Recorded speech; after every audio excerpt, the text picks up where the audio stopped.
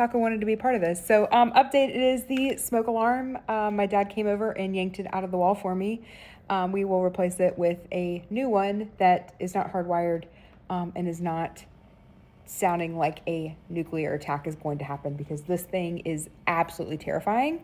I'll put a video at the end of this in just a second with the audio of what it sounds like, because it is quite literally like the most terrifying thing that I've ever heard, especially at like 4 a.m.